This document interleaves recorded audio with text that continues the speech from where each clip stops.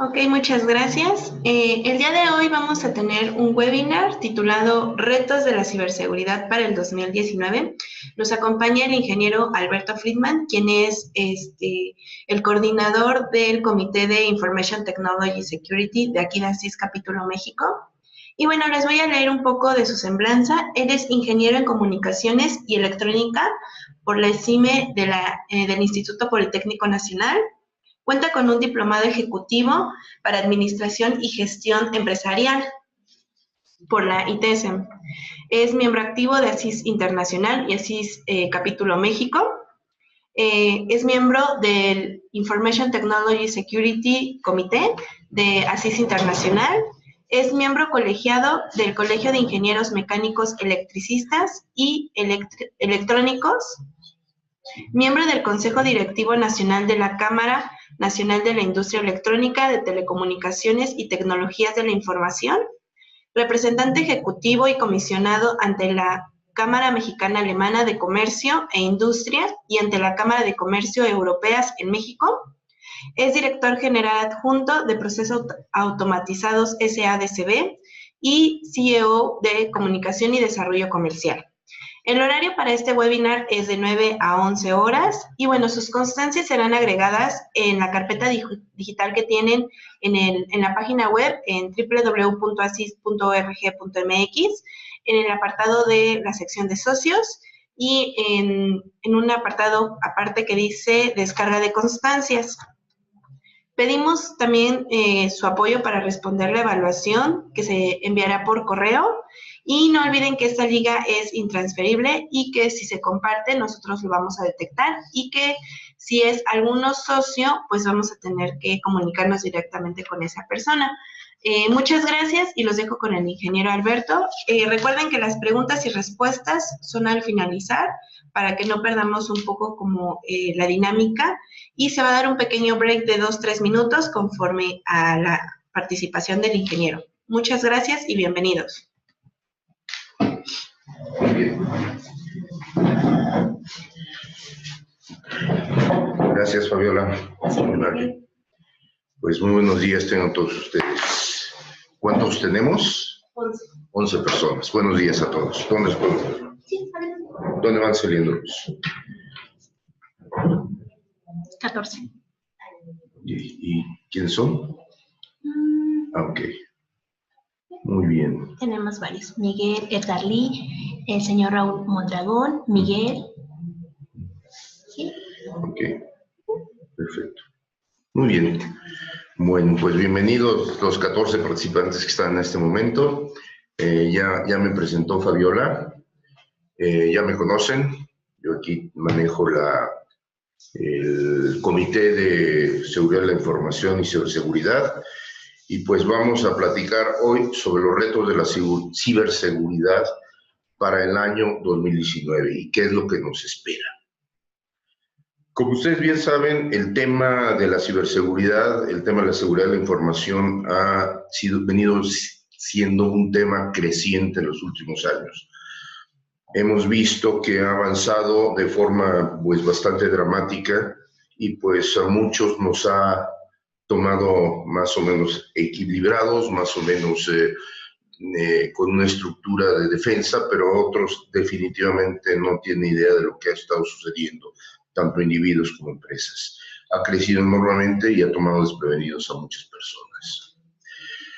Les voy a dar un poquito de introducción. Vamos a platicar un poquito del pasado, sobre todo el pasado inmediato, año 218, y cómo está impactando estos fenómenos de ciberseguridad que ocurrieron en el 2018 respecto a lo que estamos esperando para 2019.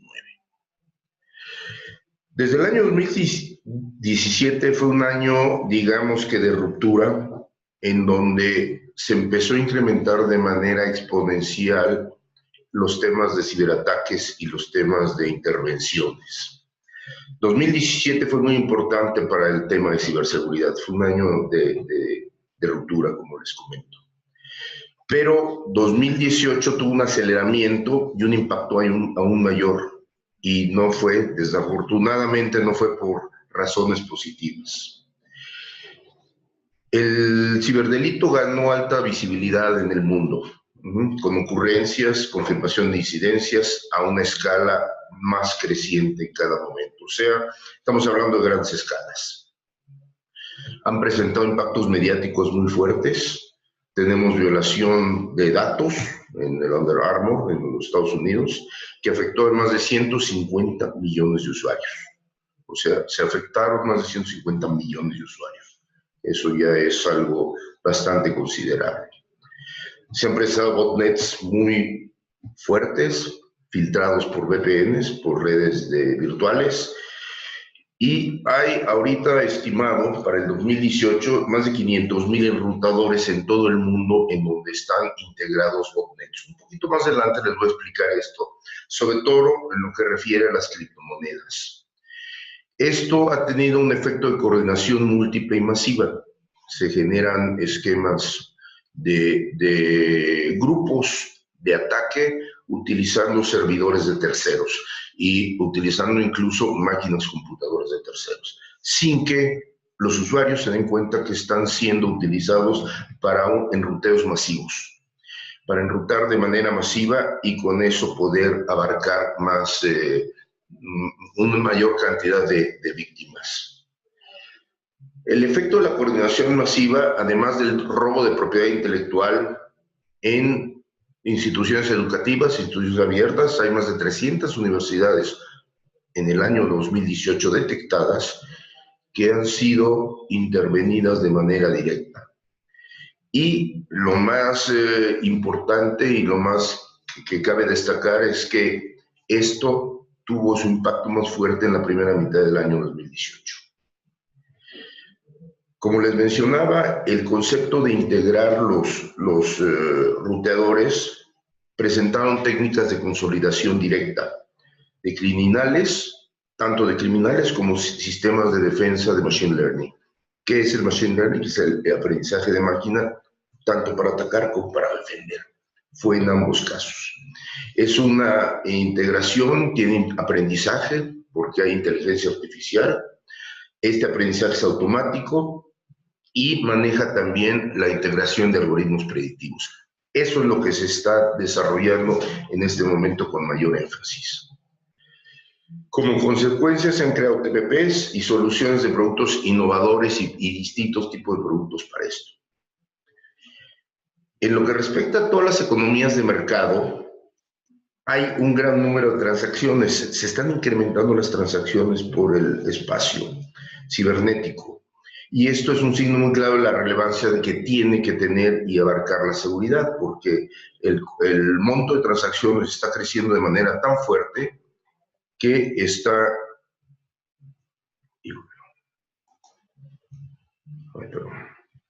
está integrando mucha relevancia en lo que respecta a la ciberseguridad. La mentalidad que llega es la mentalidad tipo C. Estamos en una estructura tipo C, que es estructura de conocimiento. Esta tendencia implica desarrollar una cantidad de nuevas empresas que se crean con la finalidad de alimentar el sector, sobre todo el sector de protección y seguridad. Con este antecedente, y como hay ciberataques que suceden con mayor frecuencia, se observa una clara tendencia en donde podemos afirmar en este momento que 2019 va a superar con creces al 2018. Esto sobre todo en lo que respecta al concepto de delitos informáticos y por otra parte la dinámica de los mercados, avances tecnológicos y nuevos modelos de prestación de servicios. Por lo tanto, aquí voy a buscar resumir por base de distintas alternativas y distintas fuentes de información, toda la estructura predictiva que podemos esperar para 2019. Como les mencionaba, los ciberataques están incrementándose de manera importante. Todas las estructuras financieras están recibiendo en este momento robos de identidad de personas, tanto de forma personal como de forma institucional y corporativa. De la misma manera, los gobiernos y las industrias gubernamentales son víctimas del concepto. Obviamente estos ataques pues ponen en jaque a las personas, a las instituciones, a los corporativos y a los países, ¿no? En nuestro caso, pues están poniendo en riesgo ciertas estructuras y estructuras críticas del país. Un poquito más adelante les voy a comentar algunos ejemplos al respecto. Bajo esta circunstancia, toda la sociedad y particularmente el gobierno como entidad reguladora de la sociedad, pues debemos de tomar medidas preventivas necesarias. Desafortunadamente, nuestro gobierno está retrasado y no está muy preparado al respecto. Sin embargo, tenemos que tomar todas las experiencias que se han visto en el mundo, que se han vivido en el mundo, con la finalidad de poder mitigar y poder observar prevención y lo mismo predicción de este tipo de cosas. Todas las intervenciones maliciosas a los sistemas de comunicación están llevándose a cabo en cadenas de producción, cadenas de distribución, cadenas dependientes, cadenas que están enfocados, y esto pues está afectando fuertemente a la economía nacional.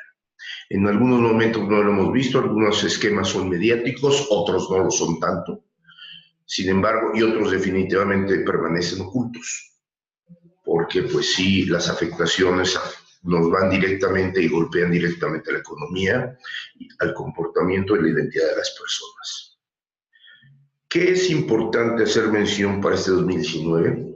Que la ciberseguridad debe de considerarse como una parte inherente de la cultura empresarial. Tenemos que hacer que la ciberseguridad forme parte de la cultura de las empresas. Ya, no podemos verlo como un esquema aislado, como un esquema colateral, sino tiene que ser un concepto inherente. Y debe ser considerado una alternativa alterna al núcleo de negocio, porque hay empresas que tienen activos físicos y hay empresas que tienen activos virtuales. Las empresas con los activos virtuales son aquellas que están tomando la iniciativa en el mundo, y es la iniciativa de desarrollo, la iniciativa económica y la iniciativa de producción, productividad y generación de recursos. Por lo tanto, pues tenemos que estar observando aquellas empresas que tienen activos virtuales y aquellas empresas que no tienen los activos virtuales como parte fundamental del negocio. Sin embargo, en ambos casos, la cultura empresarial tiene que tener un esquema muy definido de la ciberseguridad, y esta debe ser parte de la estructura del negocio en México. Vamos a entrar a lo que es las cifras de ciberseguridad en México, algunas cifras importantes. En México estimamos 300 millones de dispositivos conectados para el 2025. O sea, en los próximos 5 años va a haber 300 millones de dispositivos. Y el 94% de la capacidad de procesamiento y la capacidad computacional estará alojada en la nube. O sea, prácticamente el mundo se va a mover a la nube con mayor eficiencia y mayor fuerza. Hoy ya muchos de los servicios aplicativos y operaciones están operando en la nube. Sin embargo, el crecimiento va a ser brutal en los siguientes 5 años. Esto va a implicar un 300% de aumento en la inversión destinada por cada empresa para estar en un nivel adecuado de tanto de seguridad como de tecnología para continuar con sus procesos.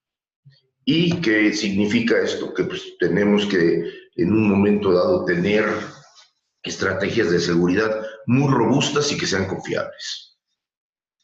Algo que se les puede mencionar, que en 2018 cerca de 33 millones de mexicanos fueron víctimas de algún tipo de ataque. ¿De qué estamos hablando? Un tercio de la población, y no el 100%. Veamos lo que es importante aquí y cómo se pondera. Es un tercio de la población quien sufrió víctima de algún tipo de ataque, y no el 100% de la población tiene acceso a los dispositivos. Por lo tanto, es muy alto el concepto y muy alta la cifra. Esto nos lleva a mencionar que México ocupa el 7º lugar a nivel mundial en la propagación de enlaces o links maliciosos. Eso es de acuerdo a la Europolis, o la Policía de Europa, que es quien tiene un avance muy importante en cuanto a las estadísticas, la detección y el monitoreo de los sistemas a nivel mundial. Estos links maliciosos han sido básicamente correos que nos llevan o nos conducen a sitios maliciosos. Estos sitios tienen una tendencia importante al fraude y a la estafa.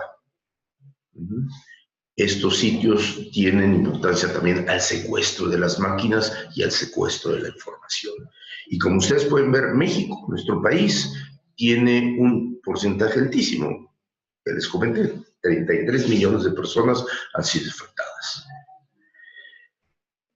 Es importante, muy importante, que los sectores productivos, el sector gobierno, sectores privados y toda la sociedad civil en general se conjunten para tratar de resolver este problema de manera integral, ya que para 2019 estimamos que se alcanzarán 7,000 millones de dólares de impacto respecto a problemas de seguridad, ciberseguridad en México.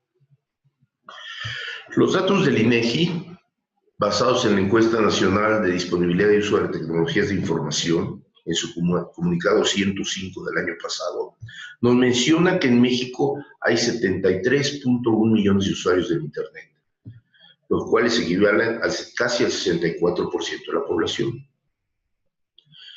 Para 2018, el documento nos menciona que el comercio electrónico en el país alcanza 37 millones de consumidores. Por lo tanto, pues necesitamos medidas técnicas sólidas, robustas, medidas legales que se ajusten a este concepto y tengamos un funcionamiento adecuado de la red en general y de las redes dentro de cada una de nuestras instituciones y de manera personal. ¿Por qué? Porque el impacto económico y la actividad económica que estamos llevando a cabo y estamos recibiendo dentro de este contexto, pues afecta la seguridad nacional, la seguridad del país, la propiedad intelectual, el robo de patentes, de marcas, el robo de procesos, el robo de ideas, que afectan directamente a la propiedad intelectual y sobre todo el derecho de la privacidad.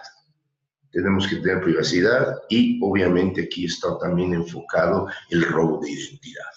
O sea, ¿qué quiere decir robo de identidad? Que con identidades reales, falsas personas obtienen beneficios directos. Para hacer un comparativo les voy a hablar un poquito de las cifras más importantes de cómo le va al mundo. Ya vimos ahorita cómo le va a México, ahora cómo le va al mundo en forma global. Se estima que para 2019, 2 trillones, ya no hablemos de billones, ni de millones ni de billones, de trillones, 2 trillones de dólares va a ser el costo anual que va a tener que invertir la sociedad a nivel mundial para combatir, mitigar o detener los cibercrímenes, que están, como les menciono, y ustedes lo han visto, están creciendo de manera importantísima. En el mundo se estima que para 2019 va a haber 980 millones de personas afectadas. Para México, ese costo de afectación, como les había mencionado, se estima en 7,000 millones de dólares, de los 2 trillones. Si vemos los 2 trillones contra los 7,000 millones, muy poco, pero para lo que respecta a nuestro país, 7,000 millones son 150,000 millones de pesos. Eso es lo que hubiera costado el aeropuerto que se canceló, ¿no? Es lo que requiere Petróleos Mexicanos este año para poder pagar sus intereses. El 0.1% del PIB mundial, del Producto Interno Bruto mundial, será destinado al gasto de inversión de ciberseguridad.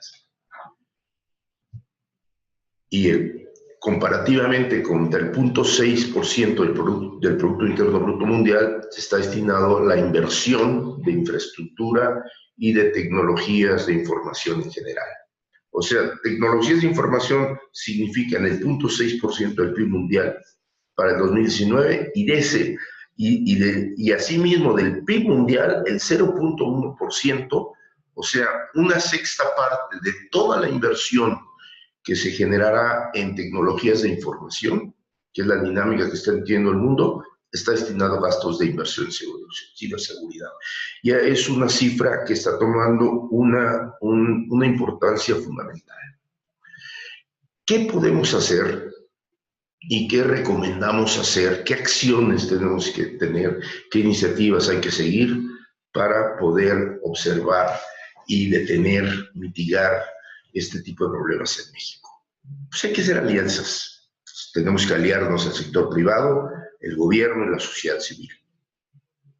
Los tres actores deben de estar involucrados, debemos estar involucrados de manera directa y debemos trabajar en conjunto para lograr que obtengamos tareas convergentes, que tengamos resultados convergentes y encaminemos con un mismo fin. Ahorita hay mucha divergencia en el tema y en el segmento, y lo que tenemos que hacer es buscar tener una gran convergencia al respecto. ¿Qué debemos de hacer? Debemos de generar gobernanza corporativa, o sea, leyes que gobiernen y reglamentos que gobiernen la forma de actuar y la forma de operar. Hay que generar estrategias e integrar el concepto al negocio. Se deben tener presupuestos, porque sin presupuestos, pues no podemos alcanzar prevención y protección de estos tipos de problemas. Tenemos que involucrarnos en las herramientas y en las técnicas de detección, así como tenemos que estar modificando y cambiando las actualizaciones de nuestros sistemas operativos, de nuestros sistemas de comunicaciones, de nuestros sistemas de interacción y de integración. De la misma manera tenemos que modernizar y estar al pendiente y al día con respecto a las herramientas y las técnicas de detección de este tipo de amenazas, ¿no? Fundamental para la estructura de seguridad, tenemos que establecer planes de continuación y planes de recuperación, y en un momento dado planes de mitigación. ¿Por qué? Porque la información se va y se va en un instante, y si no tenemos esa información bien definida, bien respaldada, bien estructurada, pues la perderemos fácilmente y con eso podemos perder el negocio. Hay que mejorar las bases de supervisión, hay que tener una mejora integral en los conceptos, en los procesos y en la supervisión. Por lo tanto, como lo menciona el SRM y lo mencionamos en algún momento, hay que involucrar a todas las áreas del negocio. Esto ya forma parte del negocio, tanto negocio privado como negocio gubernamental o estructura gubernamental. Para esto, el sector gobierno estamos peleando, estamos buscando, estamos trabajando por tener marcos aplicables y con ello marcos legales que sean aplicables para poder asegurar gobernanzas efectivas. Esas gobernanzas deben de basarse en la protección de la integridad y en la soberanía nacional. ¿Por qué? Porque la estructura de invasiones y de ataques mayormente vienen del exterior, vienen de la estructura global. Hay que fortalecer e integrar estrategias con la finalidad de tener marcos normativos adecuados y que sean aplicables para todo este caso. Recientemente tuvimos conversaciones, algunas pláticas con el Senado, que es quien se encarga de establecer las leyes y las regulaciones correspondientes a nivel nacional. Y pues les cayó como algo nuevo porque no tienen poco conocimiento del tema. Y por lo tanto, entre menor conocimiento, pues más vulnerables somos como personas y como país. Nuestras estrategias tienen que integrar mecanismos de respuesta inmediata ante cualquier incidente y mecanismos, como les mencionaba, de mitigación. Las respuestas, por lo tanto, tienen que ser contundentes. ¿Qué son contundentes? Son drásticas y directas. ¿Por qué? Porque si lo hacemos en forma lenta, el problema nos va a superar. Estas respuestas contundentes deben de tener la característica de no afectar el desarrollo de las actividades, tanto políticas como económicas y sociales. Por lo tanto, el nivel de preparación tiene que ser muy alto. Hay que tener protección a la infraestructura y de los sistemas críticos también, toda la estructura de los sistemas automáticos que están enlazados en la red. Lo hemos visto para nuestra defensa del territorio nacional. Hoy, desafortunadamente, con el tema que hubo a principio de año, el mes pasado, del huachicol, mostramos al mundo la alta vulnerabilidad que tiene México en el caso de Pemex. Vieron que la escasez del combustible por el cierre de ductos relativos al huachicol, pues mostró que paraban el país en un par de días, cuando mucho semanas, par de semanas.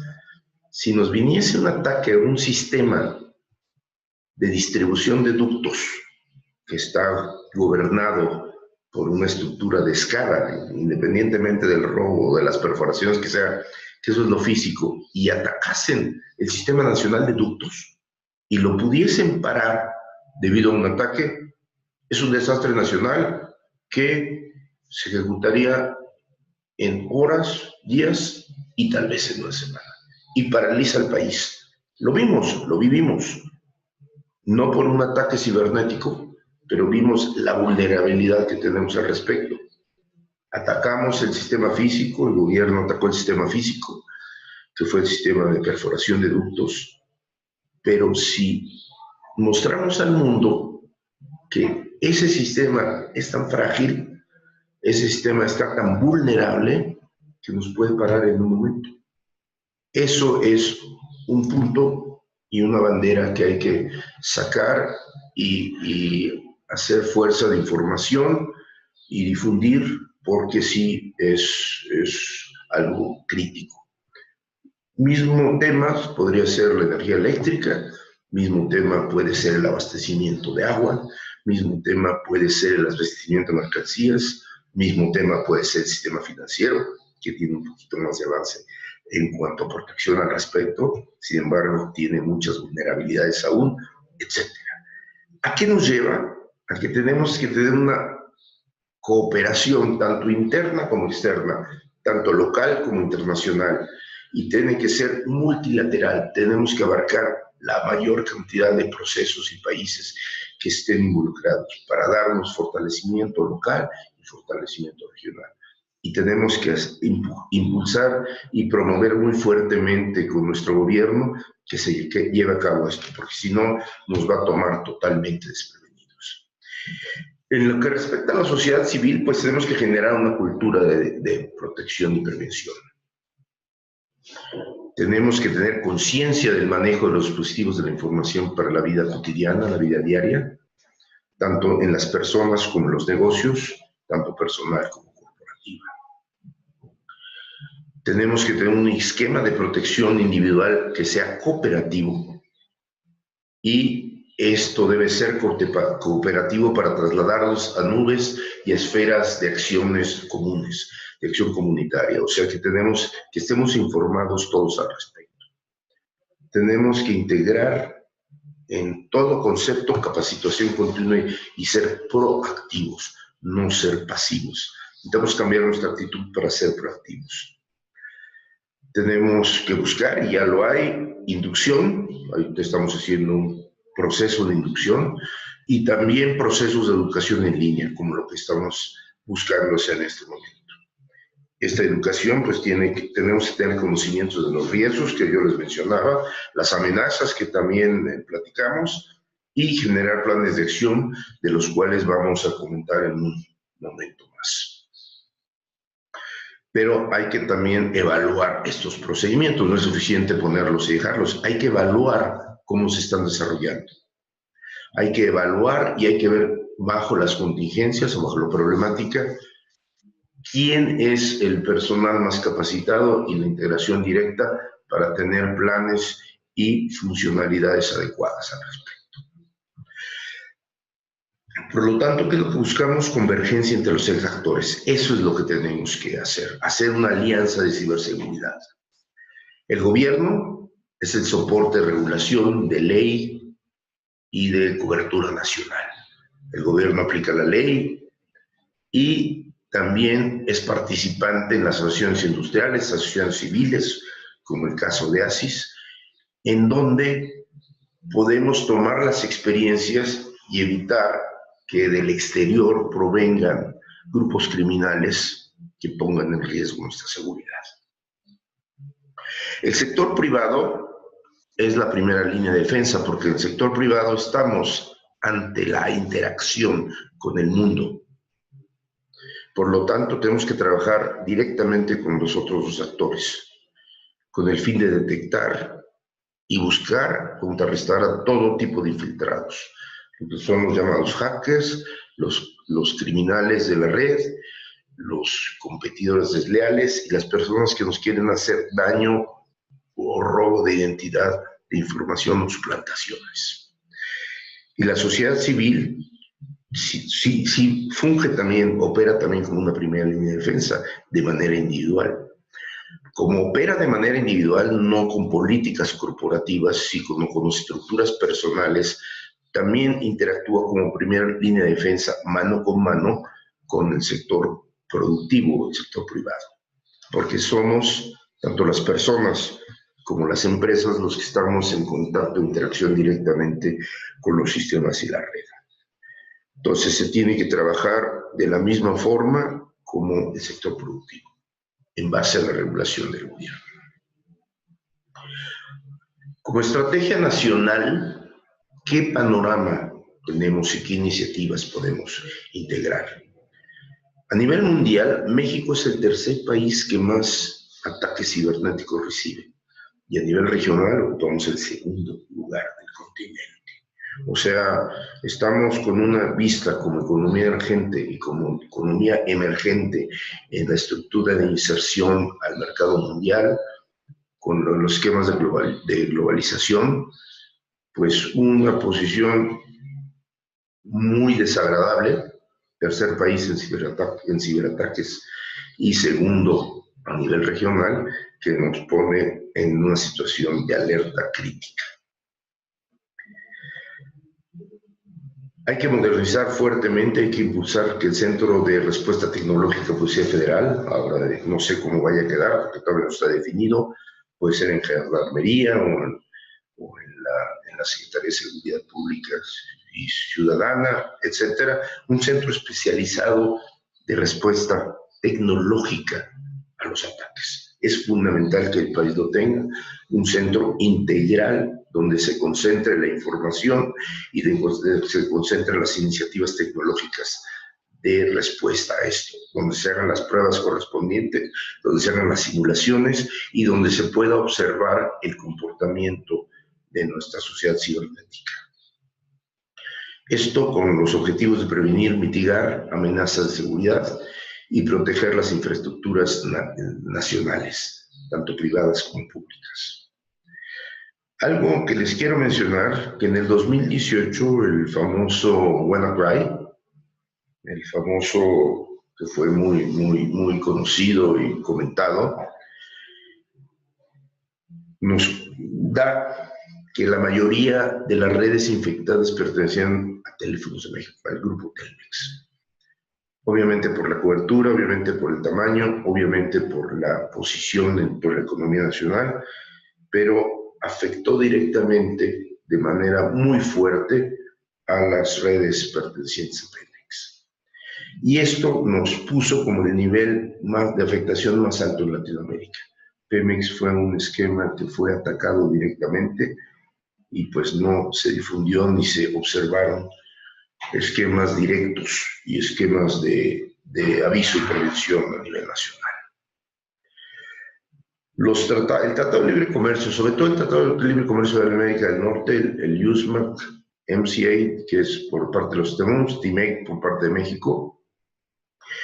Aquí se menciona en el artículo 19 de Comercio Digital y el 20 sobre propiedad intelectual que tenemos que integrarnos a esta estructura y cómo vamos a insertarnos en todo el concepto global, sobre todo asociado al Tratado de Comercio Digital. Aumenta fuertemente con esto nuestra interacción con el mundo y pues pone en riesgo nuestros derechos de privacidad, nuestros derechos de libre expresión, porque puede haber limitaciones de información y también riesgos de acceso a la información. Para esto, si no contamos con la seguridad adecuada al respecto, pues vamos a quedar en una desventaja terrible. Tenemos que subirnos en base a lo que hemos mencionado para estar preparados a esto, porque el tratado pues ya se aprobó, no se ha firmado, no entra aún en operación, pero una vez que entre en operación, estos artículos, el 19 y el 20, nos van a ser operativos directamente dentro de ellos y nos van a ser responsables y corresponsables de lo que opere ahí. Y por lo tanto también estamos en una situación de vulnerabilidad siempre y cuando no nos pongamos las pilas y estructuremos los conceptos de prevención y proacción. Por lo tanto, bajo esta base, pues las acciones coordinadas, privados y gobiernos son fundamentales. Y tenemos que buscar hacer despertar el interés por parte del gobierno federal. Hemos visto, hemos escuchado, lo poquito que hemos escuchado al respecto del gobierno federal es que las computadoras pues no se van a adquirir más, que con las que tiene está bien. Eso significa que el crecimiento se está limitando, significa que las inversiones hacia sistemas de seguridad se están limitando, significa que no actualicemos el segmento. Y eso pues es realmente no deseable. Tenemos que buscar cambiar esa perspectiva por parte de nuestro nuevo gobierno federal. Tenemos que decirles que pues, realmente estamos inmersos en un mundo digital y pues no podemos hacerlo desaparecer de esta forma. Se ha hablado definitivamente muy poco al respecto y las personas dentro del Estado responsables de esta estructura y de estas iniciativas pues llevan pasos muy lentos con respecto a esto. Por lo tanto, tenemos que hacer un esfuerzo muy fuerte como asociación, como iniciativa privada, como miembros del sector público y como individuos, porque esto realmente tome la importancia que debe llevar y no descuidarlo. El hecho de que no lo veamos y no lo observemos de manera tangible y de manera inmediata no le quita ninguna importancia al problema en el cual nos hemos ya metido. No estamos metiéndonos, estamos dentro de él ya. Ha habido iniciativas importantes como las iniciativas de las leyes FinTech que ya están establecidas en México. Esas acciones son acciones regulatorias que tienen un avance importante, que afectan a todo el sector financiero, privado y público, debe de ser, ¿no? El panorama actual de iniciativa y de estrategia de ciberseguridad para el país, hay que integrarlo bajo recomendaciones como las que mencionamos aquí en nuestro concepto de crisis, para que el gobierno federal en función de las asimile y pueda tomarlas en cuenta para ir desarrollando lo que se tiene que desarrollar y que hemos comentado. Hay que hacer recomendaciones de mediano y largo plazo y establecer, como les mencioné en un principio, que la ciberseguridad forma y debe formar parte del negocio, pues también forma y debe formar parte de las actividades de interacción global que tenemos y las actividades de interacción gubernamental. Debemos subir a la ciberseguridad a ser un tema de alto nivel. En nuestro socio comercial del TIMEC, el Tratado de Libre Comercio, tanto los Estados Unidos como Canadá han subido la ciberseguridad al primer nivel en lo que respecta a seguridad nacional. Es tan importante la ciberseguridad como cualquier otra estructura, sea militar, sea legal o sea de defensa en un país, están ya alineadas bajo la misma referencia, el mismo contexto. En los Estados Unidos, quien es la directora de la Agencia Nacional de Seguridad, es una persona que dirigía, es una señora, una mujer, que dirigía la iniciativa de ciberseguridad y el Centro Nacional de Ciberseguridad de los Estados Unidos. Ella ahora dirige la Asociación de Seguridad Nacional, la Agencia Nacional de Seguridad, que se llama NCA.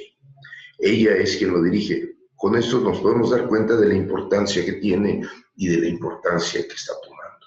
En México no es así.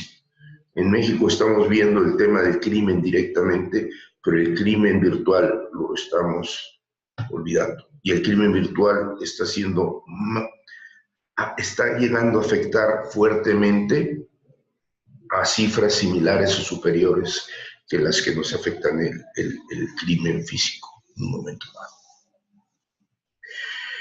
Para esto, pues necesitamos recomendaciones y temas que tenemos que subir a alto nivel.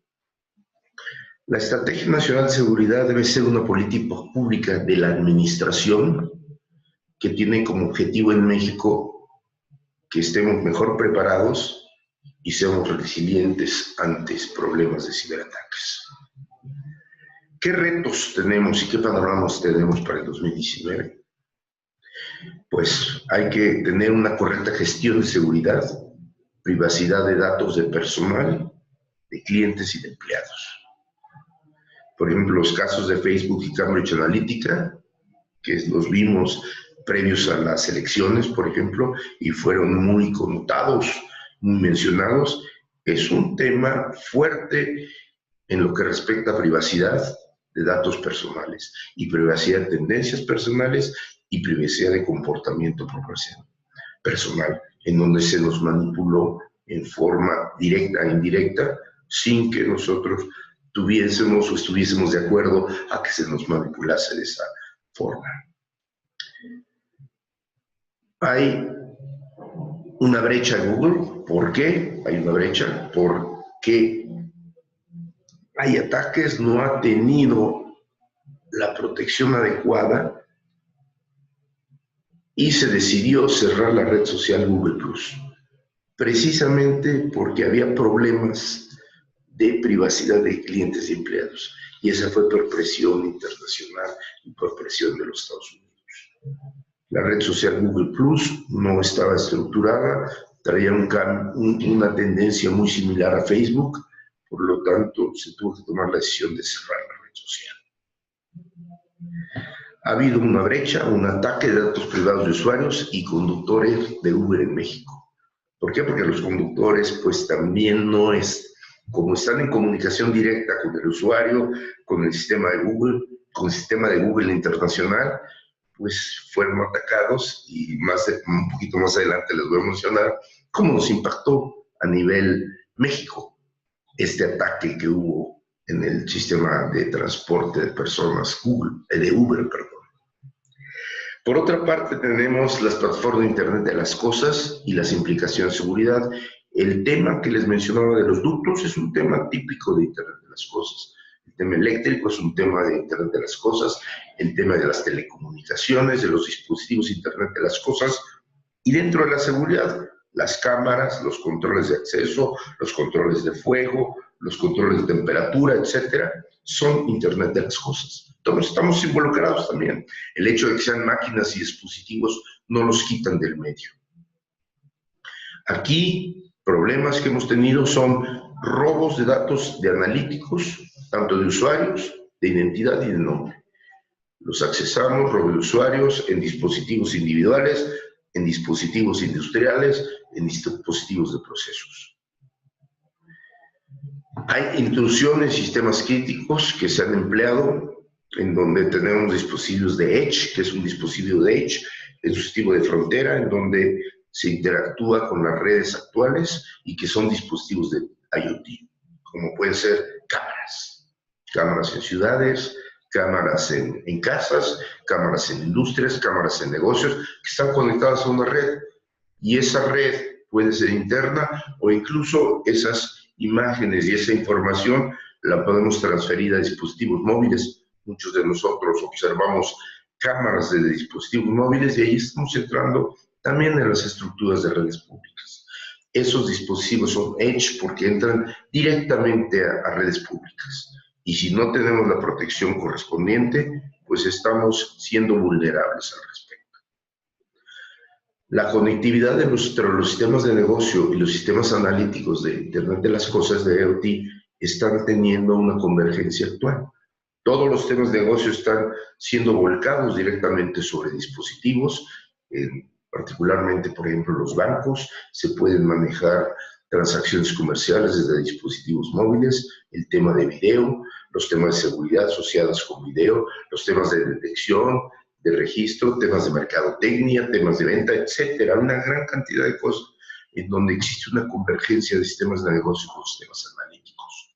Por lo tanto, estamos inmersos. Hablamos de IoT y decimos, eso está afuera. No, está dentro de nosotros y está dentro de nuestra vida cotidiana. Otro paso importante y que está creciendo de forma dramática es el uso del blockchain, o sea, la cadena de bloques para procesamiento de estructuras de oferta-demanda y para la generación de criptomonedas también, como el Bitcoin y otros. Ahí viene un tema que se llama el coin miner, que es el minero de monedas. ¿Qué hace este minero de monedas? Y ya está presente, que se ha detectado en varias estructuras. Aprovecha los recursos de procesamiento legítimos de las víctimas. Si nosotros estamos conectados en un computador en la red y tenemos procesamiento disponible, o como lo vieron muy al principio, pues se los mencioné, el ataque que tenemos sobre los ruteadores está dando cuenta que donde hay disponibilidad. Como hacer minado de criptomonedas es muy costoso y requiere una capacidad de procesamiento muy fuerte, pues ¿qué hacen estos criminales? Secuestran parte de nuestros equipos, tanto personales como de negocio, con la final de procesar dentro de nuestros equipos minado de monedas y poderlo difundir a nivel internacional. Estamos siendo partícipes de manera inconsciente de un cibercrimen. Somos cómplices de un cibercrimen si no lo podemos detectar en tiempo y forma. Eso es grave, eso es muy grave. ¿Por qué? Porque si hay ataques mundiales, ataques con una expansión exponencial fuerte y utilizan nuestros equipos sin que nos demos cuenta, somos cómplices de manera inconsciente. Eso es grave. Porque esto da réditos económicos, utilizando recursos ajenos y recursos en donde los estamos poniendo a disposición sin darnos cuenta. Estos recursos están en todo tipo de dispositivos que tengan capacidad de procesamiento, capacidad de procesamiento individual y capacidad de unidades de cálculo aritmético lógico. Pueden ser máquinas computadoras, pueden ser servidores, pueden ser consolas de videojuego, etc. Donde hay disponibilidad, entra el coin miner y toma parte de nuestro equipo y con eso procesa para atacar terceros. Viene otro tema que es el aprendizaje de máquina o el machine learning, para entrenar sistemas con dominios específicos. Eso ya no lo hacen hackers de manera física, lo hacen hackers de manera robotizada, que se llaman bots. Son robots, son máquinas que están programadas para hacer eso. Y son máquinas robot hacker. Y van aprendiendo en dónde hay disponibilidad, qué comportamiento se tiene de las estructuras de información privadas o públicas para entrar e intercomunicarse en la red, y ven qué disponibilidades hay para poderlo hacer. Y aprovechan toda la información que está circulando en la red de manera directa y de manera indirecta. Por otro lado, el machine learning perfecciona los sistemas de entrenamiento y permite perfeccionar los ataques. Están muy avanzados los cibercriminales y las estructuras cibercriminales en entrenamiento de sistemas de ataques y perfección de ataques directos. ¿Qué están haciendo?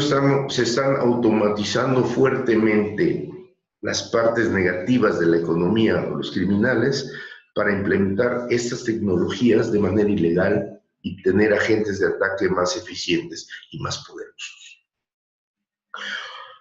La Unión Europea y la Ley de Protección de Datos de Información, vigentes del 25 de mayo de 2018, nos dan protección a los datos y busca precisamente que, al ser copartícipes, protejamos los datos tanto personales como del grupo y que vaya creciendo piramidalmente en función de la responsabilidad de quien está operando esos datos.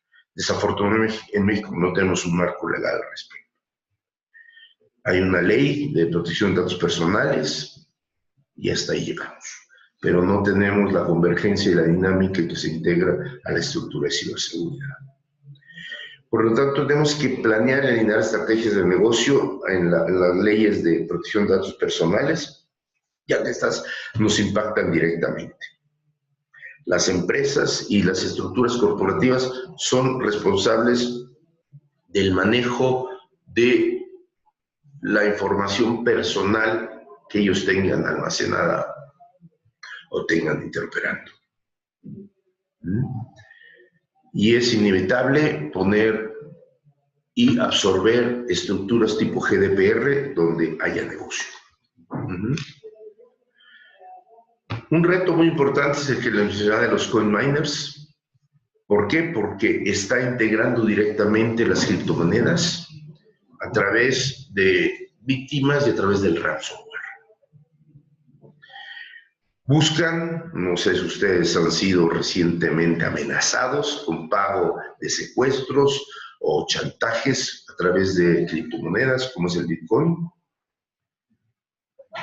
Y esto es en base a chantaje o secuestro más bien primeramente, después chantaje, para buscar recuperar archivos descifrados, porque cierran nuestros sistemas y nos piden una recompensa o nos piden dinero por ese secuestro, porque el secuestro de un sistema o un equipo o una serie de equipos o una serie de sistemas, y piden que se suban a bitcoins. Y para evitar la rastreabilidad de este ransomware que se maneja en forma directa, utilizan lo que les mencioné anteriormente, que son los cripto miners o la minería de criptomonedas. Como les había dicho, dedican el proceso de procesamiento en base a un modelo matemático que redistribuye modelos virtuales en el mercado. El hecho de hacer criptomonedas y su minería no es ilegal. Sin embargo, manipular equipos de terceros para tomar ganancia, eso sí es ilegal. Generar una criptomoneda no es ilegal, pero utilizar equipos de terceros para generar recursos económicos sí es ilegal. Entonces, ahí es donde todavía en la estructura tanto legal como de regulación, hay que definir estos dos conceptos. Están utilizando equipos de terceros para hacer negocio. Eso es ilegal. La minería es un proceso altamente costoso. Se requieren data centers muy fuertes y muy grandes. Como las personas que operan esto no los tienen, pues como les menciono, utilizan lo que esté disponible en la red para poderlo realizar a gran escala. ¿Por qué? Porque se requiere un altísimo poder de procesamiento. Con las estructuras de robots ya integradas, este procesamiento lo genera un sistema central o puede ser compartido con múltiples máquinas para hacer un procesamiento distribuido. Y esto es que nos genera todo el secuestro de máquinas. Como los servicios ilegítimos son un negocio tan fuerte, prestan intercambio y están dispuestos a arrendar poder de procesamiento. Si un atacante determina y encuentra poder de procesamiento, lo genera, lo secuestra, pues lo arrenda y se lo vende a quien hace procesos legítimos. Entonces, a través de una estructura ilegal, se busca generar un concepto de negocio legal. Eso es el problema más importante en lo que respecta a los coin miners y a las criptomonedas, de la estructura de secuestro, de procesamiento para criptomonedas. Y eso hoy en México es una realidad, igual que en el mundo. al tomar un dispositivo de manera ilegítima, que es lo que mencionará, esto se llama cryptojacking. Y entonces el intercambio no se produce de manera legal, sino se pasa al terreno ilegal. ¿Por qué? Porque el sistema de la víctima es secuestrado. Y entra con el secuestro de archivos, con el secuestro de discos, con el secuestro de estructuras, a través de un coin miner. Y esto básicamente está circulando en los navegadores. El cryptojacking está en el navegador. Si no sabemos de qué se trata y nos metemos a sitios que desconocemos, podemos ser en ese momento víctimas de este nuevo tipo de delito. Esto ya se llama el nuevo ransomware. Es la nueva forma de atacar el ransomware. Utilizar nuestra infraestructura con fines ilegales, porque se está sacando recursos económicos en base a nuestra propiedad en forma directa. Y esto es más negocio que llegar y atacar y decir que te secuestré. Es un secuestro en donde no nos estamos dando cuenta. Y esto pues nos está mostrando que el número y cantidad de afectaciones está creciendo fuertemente.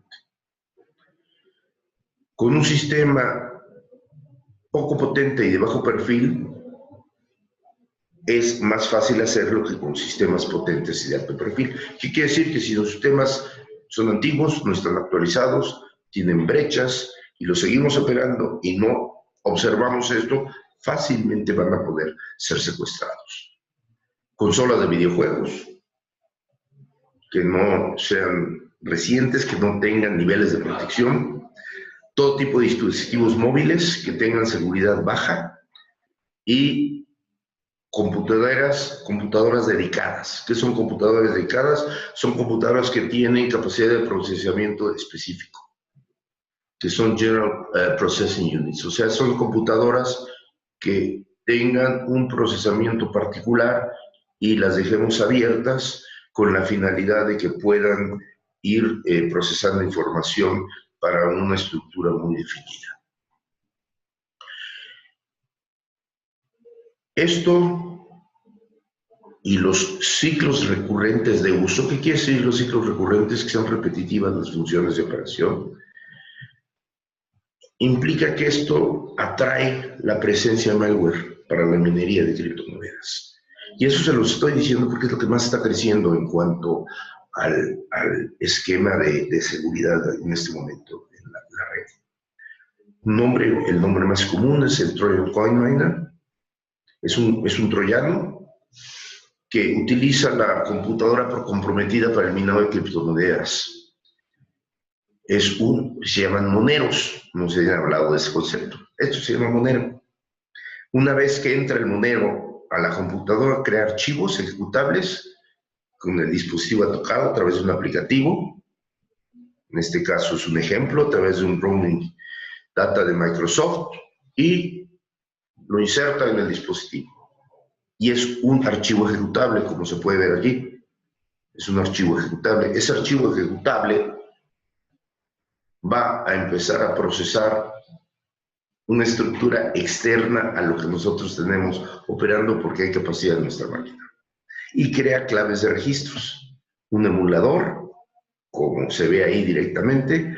Si llegamos a ver ese HKey Local Machine Software en nuestra máquina, estamos siendo cómplices del uso de un coin miner para generar procesamiento de criptomonedas en el nivel mundial, sin que nos demos cuenta. Si no estamos actualizados en nuestros sistemas operativos, esto es muy fácil que entre y nadie lo saca, a menos que actualicemos las versiones, porque son huecos de seguridad que tienen los equipos anteriores, que si no los actualizamos, pues quedan abiertos. Al ver esto, el Feature Browser Emulator se encuentra en el registro y permite que este usuario fantasma utilice documentos para usos y aplicaciones y toma el control del navegador en el momento en que se abre la computadora. Una vez que hace ese control, Este troyano corre y mina criptomonedas sobre el navegador que estemos utilizando y en cuanto entra en uso empieza a procesar. Las variantes directas de este troyano son el Win32 CoinMiner, el Win32 CoinMiner D, el Trojan Win32 CoinMiner y el Trojan CoinMiner B. Esto está creciendo día a día y crece porque no nos damos cuenta que está presente. La forma, como se los mencioné, si investigamos en nuestras estructuras de registro de la computadora y lo buscamos, los podemos encontrar. Primeramente buscan las víctimas más rentables para poder comprometer dispositivos y datos para esta tendencia. Actualmente se estima que detrás de Samsung y a través de este proceso hay ganancias de $333,000 mensuales simplemente por el Samsung, dirigidos a empresas y organizaciones, sobre todo el sector público, porque el sector público tiene normalmente políticas muy relajadas en áreas de soporte de operación y son anti-actualizaciones. Dicen que son gastos, y lo han mencionado, dicen que cuesta mucho, y lo han mencionado, y esto pues está ocasionando que sus sistemas de procesamiento reciban el más conocido de las estructuras que llaman el Samsung, y el Samsung está difundiéndose de manera directamente. Es un malware adicional y es un ransomware criptográfico. ¿Qué quiere decir criptográfico? Que está encriptado. No lo podemos desarmar porque está encriptado. Y está encriptado porque es un agente que ingresa y se queda.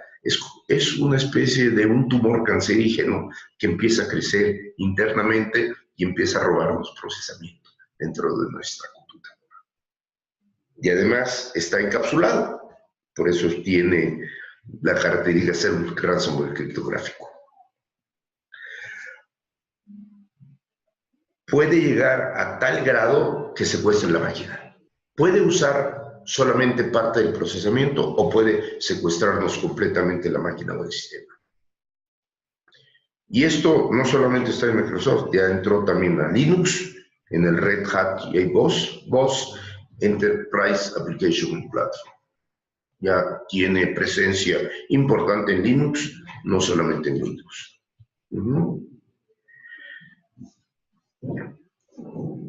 La criptominería, para que se den una idea, se incrementó a partir de la primera mitad de 2018 en 956% de ataques. Esto les da a los criminales a nivel mundial, en el principio de 2018, $2.500 millones de ganancias. El Reino Unido fue la sociedad más impactada por CryptoJacking en el mes de abril de 2018. Y es importante hacer notar que 2 de 3 ejecutivos, 2 de 3, o sea, el 66% de los ejecutivos en Reino Unido han experimentado CryptoJacking en algún punto de operación. Es lo que es. Por lo tanto, en México, pues tenemos cifras similares, ¿no? No se las puedo decir porque no están identificadas con claridad, pero donde sí están identificadas es en Reino Unido, y haciendo una extrapolación de Reino Unido y viendo el nivel de afectación de México, sí les puedo asegurar que tenemos una estructura muy alta de afectación en el país. En el resto de 2018, ya que había crecido un 256%, la criptominería ilegal se incrementó en 459%. Y este crecimiento fue solamente asociado al crecimiento de la estructura de la moneda Ether Blue. Por eso no sé si han visto, han escuchado y han recibido noticias de que de repente crece mucho el manejo de criptomonedas y las ganancias y las utilidades. Y las ganancias de criptomonedas son directamente proporcionadas a la capacidad de procesamiento que tengan sus generadores, porque entonces entran mayor cantidad de usuarios y hay mayor revolvencia de oferta-demanda.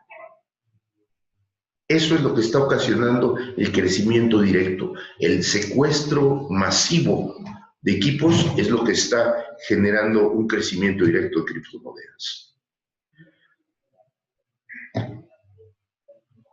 Vulnerabilidades que tenían el Eternal Blue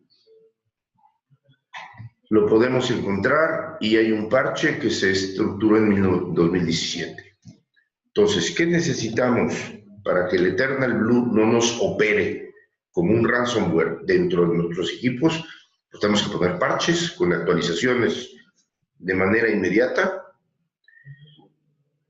en cualquier sistema operativo, sea iOS, sea Linux, o sea Windows, o sea Unix, en cualquiera de sus variantes de Unix, que tiene más cientos de variantes. Hay que tener respaldos actualizados con la finalidad de que si tenemos un problema, podamos respaldar nuestra información y podemos recuperar. Porque si tenemos un problema, todo se destruye. La información vigente y la información histórica, tanto inmediata como de histórico mayor. Por lo tanto, tenemos que tener respaldos muy definidos para integrarnos nuevamente en los sistemas operativos, en las estructuras operativas, una vez que hayamos tenido que aplicar remediaciones.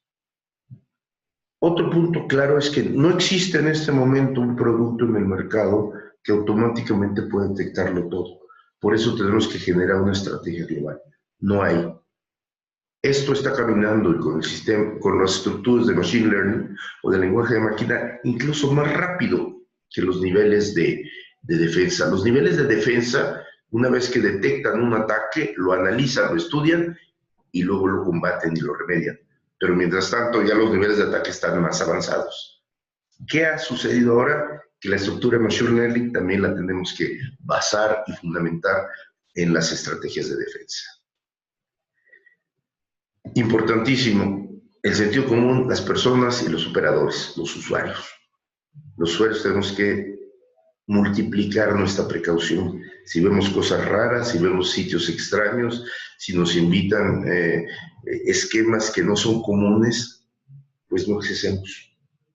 No accesemos, porque este tipo de cosas son muy difíciles de ser suplantados por la tecnología, el comportamiento humano. Entonces, el comportamiento humano y el sentido común es fundamental para este tipo de contexto. Vamos a hacer un pequeño break de un par de minutos y ahorita entraremos a lo que es panorama y retos de Machine Learning. Machine Learning y los ataques el Machine Learning son ataques definidos y ataques con conocimiento. Ya no es un phishing, ya no es aventarlo al suelo y ver qué cae, sino buscar lo que es adecuado y sobre eso nos vamos. Esos atacantes tienen que ser financiados, requieren grandes cantidades de capital por el tipo de herramientas y por el tipo de proceso. Como están basadas en Machine Learning, en aprendizaje de máquinas, eso es lo que nos permite direccionar a lograr esos objetivos. Hay grandes organizaciones y organizaciones multimillonarias que están intentando proteger las investigaciones de la industria de la información. Personal de millones de clientes. Es útil hoy conocer los perfiles de cada uno de los comportamientos, de millones. Eso sirve para alimentar el Machine Learning en este tipo de estructuras. De la misma forma, buscamos hoy aplicar el aprendizaje automático para la defensa, porque el ataque lo están generando igual a través de Machine Learning y tiene el mismo efecto hacia la defensa. Para eso tenemos que depurar, tener datos útiles para poder generar una estructura de aprendizaje de máquina útil, porque si los datos no son útiles, la estructura de aprendizaje empieza a tener desviaciones. Al tener desviaciones, la estructura probabilística empieza a decrecer. Entonces tenemos que estar dentro de la estructura probabilística definida, porque el Machine Learning se basa en estructuras probabilísticas de alto nivel. ¿Por qué? Porque sin material no se pueden generar reglas y no se pueden tomar decisiones. Y dependiendo de la calidad del material es lo que se toma. Y el Machine Learning lo que nos hace también es dirigirnos a manipular información de utilidad, tanto en un sentido, en sentido negativo, como en sentido positivo, en sentido de ataque como en sentido de defensa. Para esto, pues las comunidades y los ecosistemas tenemos que estar muy integrados para poder ir conociendo lo que está pasando en el mundo en el momento, ¿no? El intercambio de datos es fundamental. Y sobre todo lo que es información valiosa, información útil, porque hay información útil e información no útil. De la información no útil también se puede sacar utilidad, pero si lo vemos estadísticamente hablando, son las partes inferiores de nuestra curva de calidad de información. De la misma forma, al procesar y ver que a través de conceptos de Machine Learning se están siendo generados ataques, estamos viendo un comportamiento. Y ese comportamiento nos puede llevar, manejando inteligencia de Machine Learning, a estructuras de sospecha. Y como consecuencia podemos poner procesos de mitigación y de contraataque adecuados, o procesos defensivos. Y podemos adelantar incluso los procesos defensivos viendo cuáles son las tendencias y comportamientos de las estructuras sospechosas. Para esto se busca para tener patrones de comportamiento y patrones de operación. Con muestras individuales y todas las variantes que están integradas, variantes positivas, variantes negativas y también variantes de falsos positivos, para detectar a través del Machine Learning donde hay campañas completas de malware. Entonces, como el Machine Learning estructura conceptos de ataque de malware, también el Machine Learning, si lo acoplamos en manera complementaria, podemos detectar dónde están siendo ejecutadas y operadas estas campañas y de qué forma. Podemos ir siguiendo el comportamiento con el modelo, con el mismo modelo. ¿Qué hace esto? Nos genera un círculo virtuoso. Y lo que debemos buscar siempre es la comprensión de patrones más amplios de operación, al estar investigando cómo es el comportamiento del panorama de las amenazas. En este caso ya es prácticamente imposible tratar de atacar estas amenazas individualmente, porque son tan grandes y estamos utilizando tanto procesamiento que es imposible atacarlas. Pero sí podemos observar el comportamiento para hacer una mitigación y utilizar esa misma fuerza de ataque para ser defensivos. Afortunadamente, en la parte defensiva, en teoría se tiene mayor conocimiento y se puede ser más proclive a tener una estructura más sólida y más poderosa para los esquemas defensivos.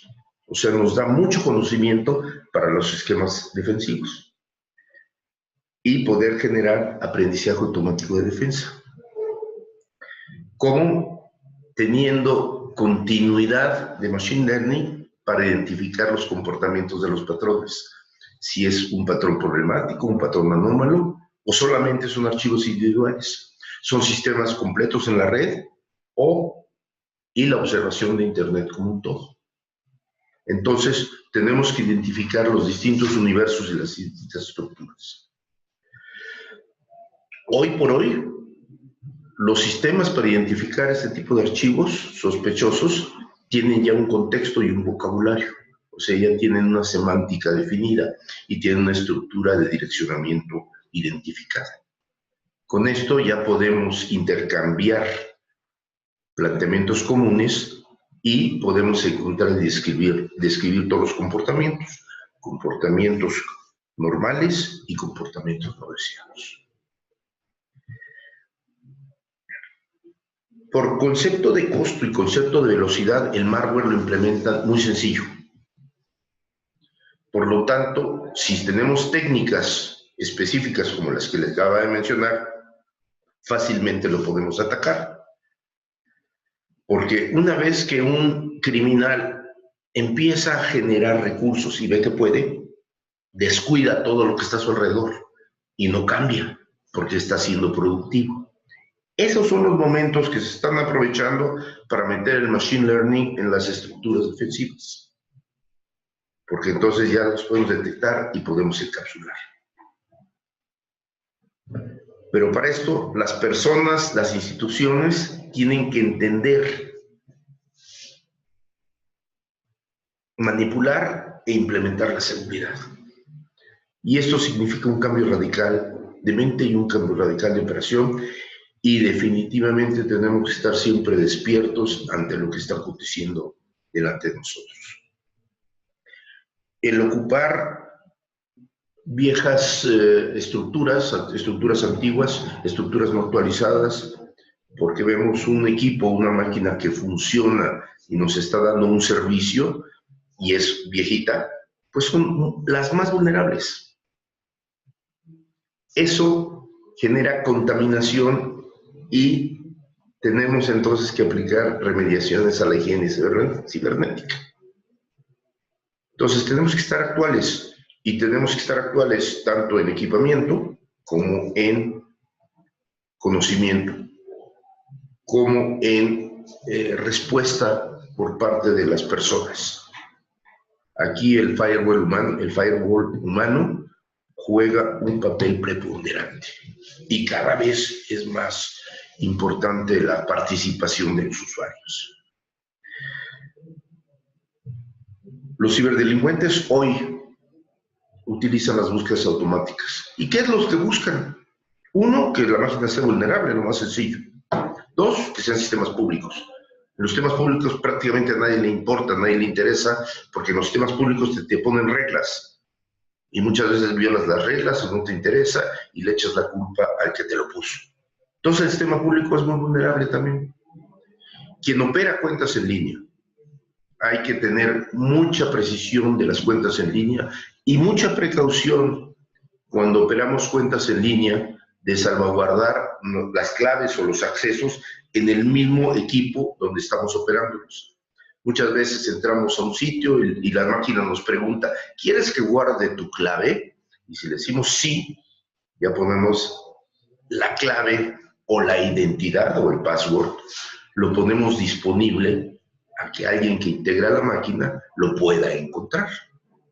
Y dependiendo cómo lo guardemos o bajo qué estructura lo guardamos, y si leímos las letras pequeñitas del navegador que nos permitió o nos solicitó guardar esto, pues nos vamos a dar cuenta qué tan seguro fue ese hecho de dar un sí. Normalmente todo el mundo da sí para evitar volver a cargar o evitar buscar o evitar hacer la correlación con nuestras claves. Y todo el mundo da el sí con la finalidad que la máquina lo haga solito. Ya le dimos entonces a la máquina una estructura de Machine Learning y como lo vimos, esa estructura queda, la máquina ya lo aprendió, que cada vez que yo entre a esa página va a ponerme la clave. Y si estamos siendo intervenidos en ese momento, pues en el momento en que entra la clave, cuando la pone la máquina que está buscando la vulnerabilidad la va a detectar. Entonces, por eso las cuentas en línea son fáciles. Y todas las infraestructuras expuestas también son sencillas. Operar donde hay redes abiertas, donde hay redes públicas, operar información e ingresar con nuestra máquina con información delicada en ellas, pues nos hace vulnerables. Esas son las brechas más comunes que hay. Y esas son las brechas automáticas con Machine Learning que buscan los delincuentes.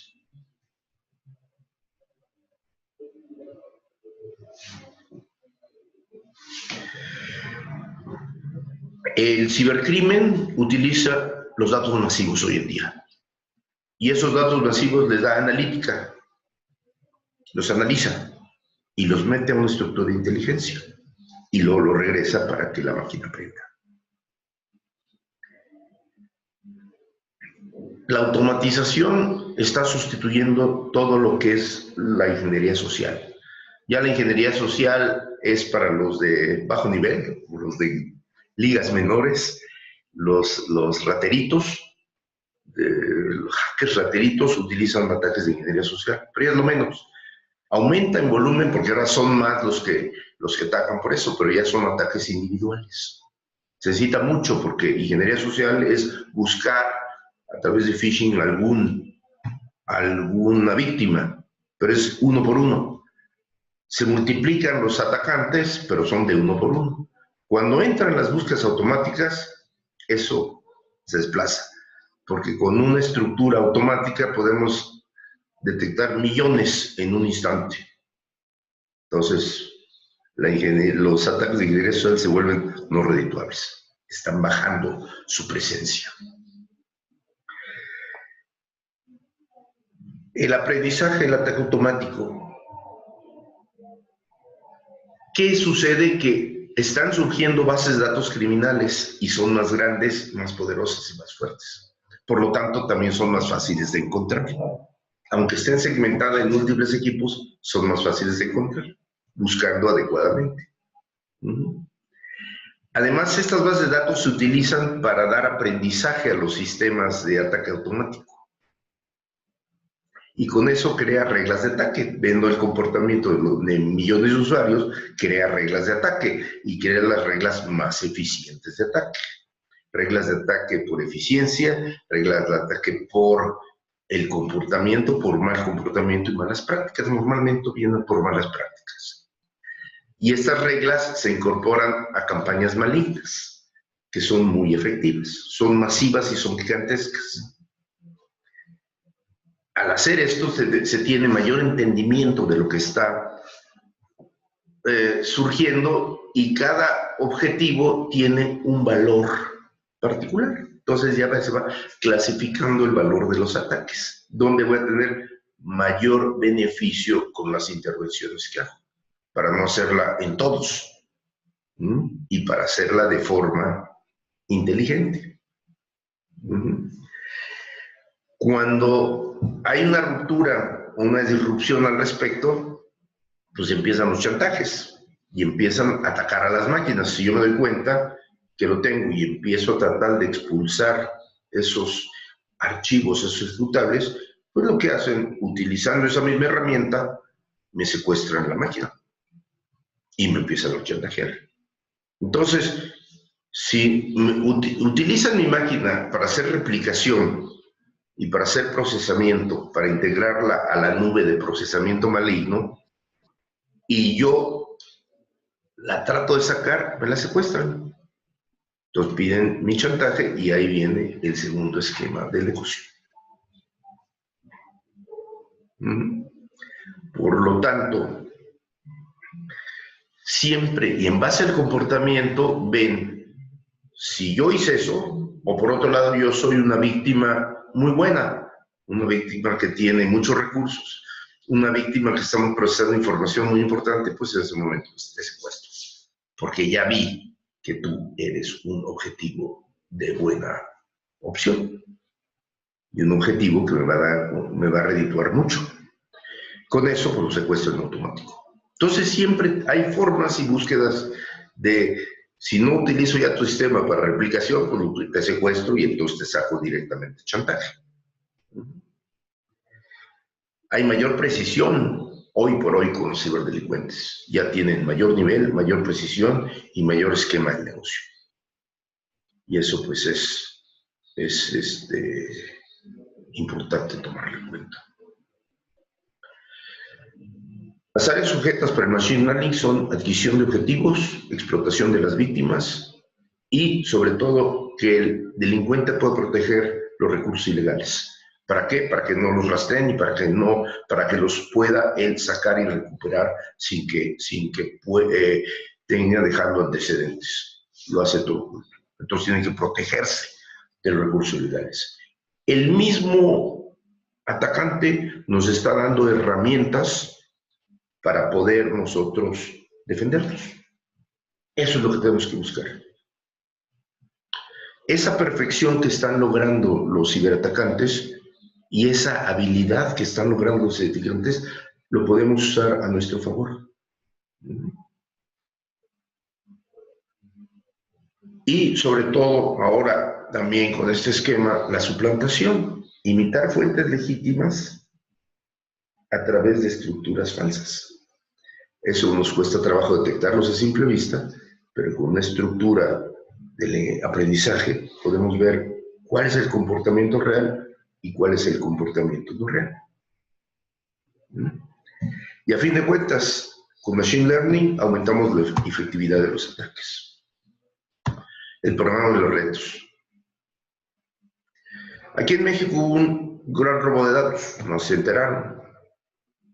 Hubo un breach, un hueco de 900,000 usuarios y conductores de Uber en México, febrero de 2018. O sea que 900,000 usuarios mexicanos fuimos hackeados. Y digo que fuimos porque los que usamos Uber no nos salvamos. 900,000 usuarios. Eso no quiere decir que hayan secuestrado nuestros equipos, pero sí secuestraron nuestros datos que estaban en los dominios de Uber. Si pusimos nuestra tarjeta de crédito, nuestra identidad, nuestras direcciones, nuestros puntos donde nos recogen y nos dejan, de origen, destino, etcétera, etcétera. Y esto fue como consecuencia del ataque de que recibió Uber en el mundo. O sea, no fue concretamente México, pero la colita que nos pegó afectó a 900,000 usuarios mexicanos. Uber nos dice que la información comprometida está eliminada, o sea que ya no pudieron usarla. Sin embargo, pues sí hubo extracción, y al haber extracción hay perfiles y métodos de pago que sí están en manos de delincuencia. La Agencia de Investigación Criminal del Gobierno Federal, ahora ya no es Procuraduría, ahora es Fiscalía, antes era Procuraduría, ahora es Fiscalía, y está haciendo ahorita esfuerzos muy grandes para evitar que la información de los métodos de pago y los perfiles caigan en el mercado negro. Para eso pues hay que estar monitoreando el mercado negro y ver cuando hay una oferta o una demanda de esta información. Entonces, en el momento en que alguien la pone a disposición en el mercado negro, se puede detectar. Entonces, al momento, hasta finales del año pasado, todavía la Agencia de Investigación Criminal no había detectado la presencia de esta información concreta de mexicanos dentro del mercado negro mundial. Bloomberg dice que Uber le pagó a los hackers $100,000 para que detuvieran esto, para no afectar su imagen. Uber obviamente no lo ha hecho público, pero Uber hizo esta movilidad de acuerdo a la información que tenemos de Bloomberg.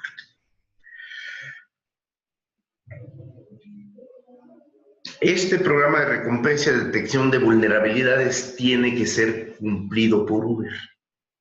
Y este está como apartado en las cláusulas de uso del servicio, que si algo pasa, ellos tienen que darte una indemnización, que dar indemnización. Entonces, por eso lo hicieron y por eso lo aseguran. Y comprometieron, según sus mecanismos, $100,000 para que esto se llevara a cabo. Desafortunadamente, la Agencia de Investigación Criminal hoy por hoy no tiene toda la infraestructura para frenar este tipo de ataques y este tipo de problemas en el comercio ilegal. No estamos al nivel en la agencia. Entonces tenemos que propugnar para que haya, sí podría y puede en un momento dado de detectar lo que son disposiciones en la red negra o en la red profunda, en el Deep y el Dark. Sin embargo, no cuenta con toda la infraestructura adecuada. Estamos vulnerables en México. Al momento han dicho que no se ha dado cabo, pero así esperamos que siga. Ahora viene un tema muy famoso que fue el ataque coordinado al sistema de pagos de Banco de México.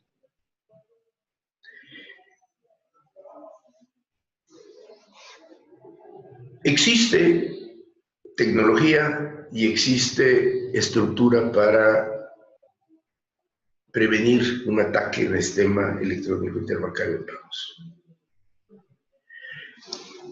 pero donde no lo habían visualizado es el sistema de interconexión con terceros.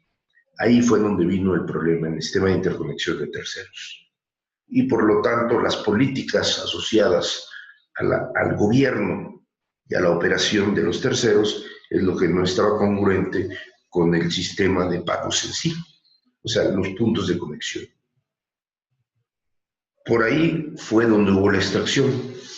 Banco de México al momento se ha reservado cuántos montos fueron extraídos por ese ataque. Y no se ha confirmado ni se ha dado al público oficialmente qué instituciones fueron afectadas y cuántos ataques fueron realizados, porque fueron varios. Otro punto importante que no se sabe y no se ha difundido, cómo se hicieron las auditorías forenses, quién hizo ese seguimiento, quién presentó los informes técnicos y qué auditores fueron, no se sabe. El ataque comprometió elementos de los sistemas de las instituciones. México hoy tiene 52 bancos y casas de bolsa y que realizan el 58.22% de las operaciones a través de SPEI. Lo hacen de forma irregular. El banco CI, desde el ataque, está desconectado del SPEI. Eso nos indica que este banco sí fue vulnerado y comprometido en sus sistemas internos. ¿Cómo fue este ataque?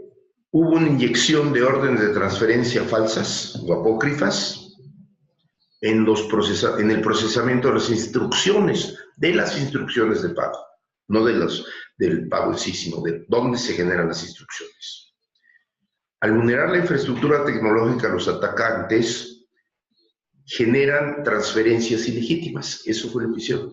Generaron estructuras de transferencia ilegítimas a través de las instrucciones de pago reales. O sea, utilizando el procedimiento normal, empezaron a meter estructuras ilegítimas, fake. Las órdenes ilegítimas se realizan con cargo a las cuentas de las entidades, no a las de los clientes, o sea, a las instituciones. Las cuentas concentradoras de las instituciones son las que se integraron los cargos, previo a la integración al SPEI, porque fue en el punto de conmutación o de contacto.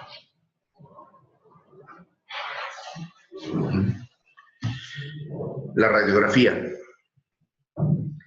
Se considera el número de la cuenta del emisor y la cuenta del receptor. En las órdenes que no son reales, las apócrifas, los números de cuenta de las emisores son inventados y no corresponden a las cuentas de los clientes. Pero las cuentas receptoras son reales. O sea, a través de un envío no real, entra a cuentas reales. Cuando se generaba el proceso del SPEI, o sea, cuando había conexión, se ejecuta este procesamiento. ¿Por qué? Porque no había controles para asegurar la legitimidad de las órdenes. No se sabía que eran legítimas, tenían la misma estructura, pero eran hacia cuentas receptoras reales con cuentas emisoras inventadas. Y entonces empezaron a transaccionar cuentas inventadas con cuentas reales. De tal forma que los sistemas atacados se firmaron y enviaron al SPEI órdenes falsas con la estructura legítima. El SPEI revisó que estuvieran su seguridad y sus firmas adecuadas y que estuvieran autentificadas por las financieras de manera automática como es, y las procesó y abonó el monto a la cuenta que le lleva a la entidad financiera receptora. En este caso, la institución receptora recibió del SPEI la confirmación de la liquidación o pago y abona el dinero a la cuenta que le lleva al cliente real, creando cuentas de origen falsas.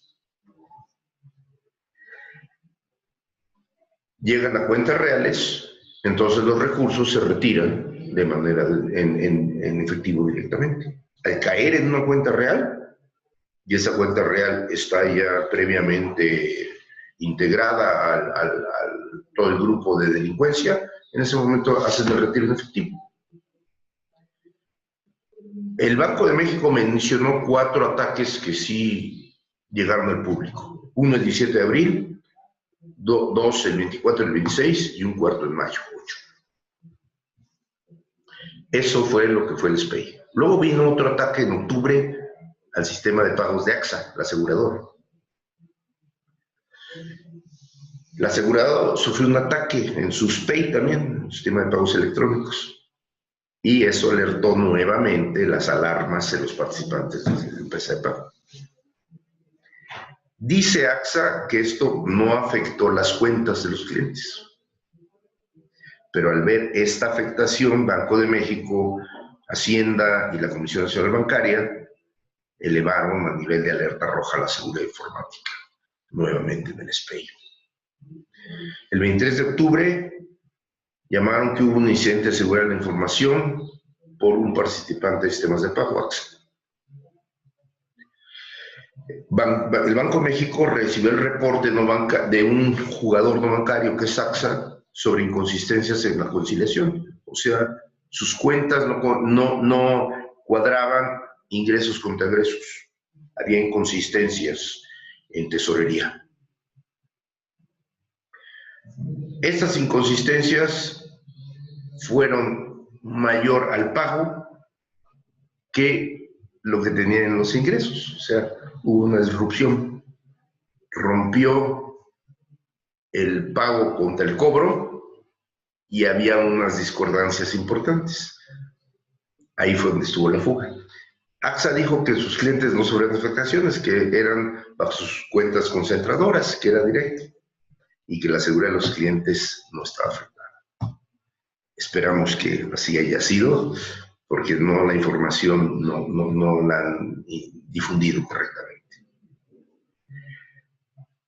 Banco de México acepta este concepto y dice que es cierto que no hay información disponible en donde se vea que los recursos de los usuarios fueron afectados.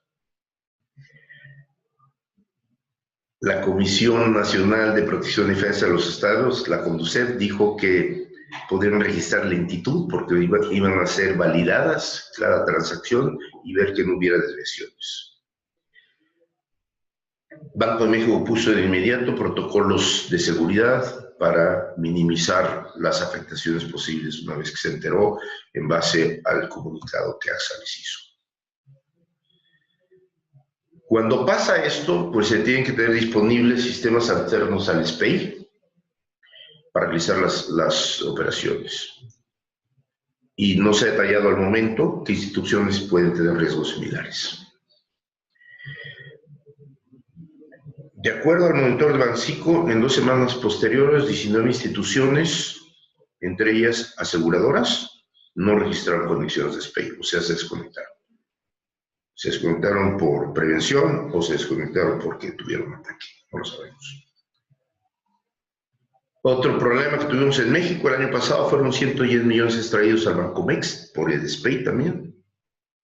Y eso a través de la unidad de transferencias internacionales, el sistema de transferencias internacional, el SWIFT, y se intentó desviar 110 millones de dólares. Afortunadamente, Bancomext pudo suspender la extracción masiva y quedó en un elemento menor. ¿Por qué? Porque Bancomext se dio cuenta que alguien estaba haciendo una donación a una iglesia en Corea. Y eso es inusual. Nada más por eso, porque es inusual. No porque hayan detectado un problema. Afortunadamente, por la diferencia de horarios, Bancomext se dio cuenta de que iba a haber esa transacción y entonces buscó a Standard Chartered con la finalidad de hacer la detención y se pudo frenar. Standard Chartered es quien hace la valoración en ambos sentidos de la transferencia de recursos. Entonces, cuando se dio cuenta Bancomext que iba a una iglesia coreana y si detuvieron esa transferencia, las transferencias subsecuentes y solamente se llevó a cabo una mínima, dicen, al inicio, pero la transferencia global se pudo parar, la de 110 millones. ¿Qué nos dice aquí? Que realmente, como conclusión, ¿qué les puedo yo mencionar? Como conclusión, que estamos siendo atacados por esquemas diferentes y mucho más evolucionados que los que teníamos con anterioridad. tenemos que prepararnos. Si no estábamos preparados a los ataques convencionales, ahorita los ataques más sofisticados, si no generamos una cultura, una integración y una gobernabilidad adecuada, pues vamos a ser víctimas más factibles y víctimas más fáciles de la ciberdelincuencia. Esto es una de las conclusiones básicas, y otra es que como usuarios tenemos que tener un comportamiento muy real cuando nos metemos, cuando lo hacemos y cuando lo operamos. Todo tipo de transacciones dentro de la estructura de la red de información. Como administradores, y en nuestro caso, muchos de nosotros como administradores de sistemas de seguridad, no de sistemas transaccionales, sino los sistemas de seguridad, sistemas de CTV, sistemas de rastreo satelital, de rastreo celular, de rastreo individual, sistemas de videovigilancia, sistemas de control de acceso, etcétera. Tenemos que tener esta cultura embebida y clara, porque si no lo tenemos, somos vulnerables. Y somos vulnerables si comprometemos información de seguridad, información de rastreo e información de usuarios. Y sobre todo la información que tenemos para proteger nuestras instalaciones. Y no es suficiente, se los digo, como lo han observado los firewalls, los antivirus, los anti-ransomware, los anti-phishing, con el sistema de secuestro de máquinas, el sistema de secuestro de procesamiento. Tenemos que abarcar e irnos más adelante. Los temas de actualización los tenemos que tener muy presentes con la finalidad de eliminar todas las brechas que nos están atacando. No permitamos que nos tomen la delantera. Capacitémonos y pongámonos al nivel. Con esto cierro esto y les doy opción a su serie de preguntas. Por favor.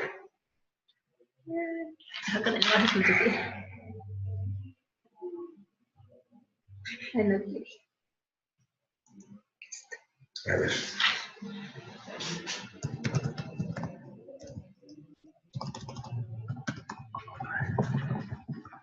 Ok, aquí veo una pregunta de Luis Manuel.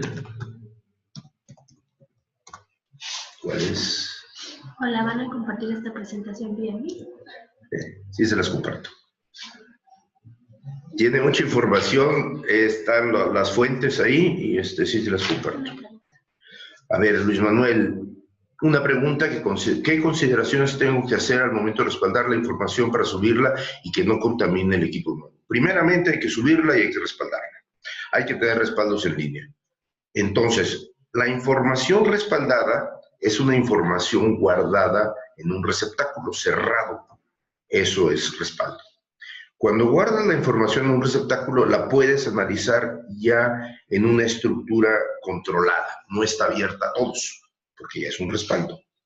Ahí tienes que hacer un análisis, una vez que la guardes, de que esté totalmente limpia. Normalmente, este tipo de esquemas, si entraron cuando la información estaba habilitada para interactuar con el exterior, en archivos ejecutables.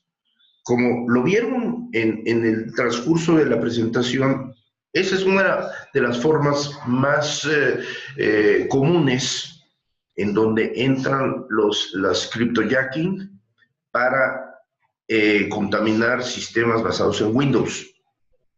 Y esa serie de archivos ejecutables los puedes detectar una vez que te depositaron en tu respaldo para eliminarlos. Y entonces que no pueden interactuar con el exterior y normalmente se ocultan.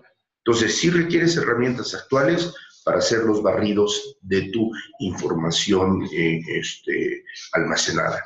La tienes que limpiar. Siempre que termine el proceso de almacenamiento, tienes que procesar a meter los protocolos de limpieza e higienización, higiene más bien, y limpieza de la información que tienes almacenada, la cual ya está perfectamente cercada dentro de un receptor cerrado, que ese es un backup. Normalmente el backup no está abierto al proceso, por eso es backup. ¿Sí? Eso lo tienes que tener, lo tienes que ejecutar. Con eso puedes asegurar y ver que tu información se limpie y conserve su estructura base. ¿Otra pregunta? Sí. Si quiere posicionarse aquí. El espejo es importante, nada más que nuevamente les comento. El espejo es live, es vivo. El espejo se está tomando de lo que se está generando. Es para evitar que proceses indirectamente. Independientemente del espejo que te permite volverte a poner en operación en tiempo real, tienes que tener un archivo histórico. Y ese archivo histórico de respaldo, más bien no archivo, un respaldo histórico. Porque el espejo es un backup operativo, no es un backup de seguridad, de salvaguarda. No es seguridad, salvaguarda, no es de salvaguarda, es operativo. Los mejores consejos para proteger una empresa: actualización, mecanismos de gobernanza,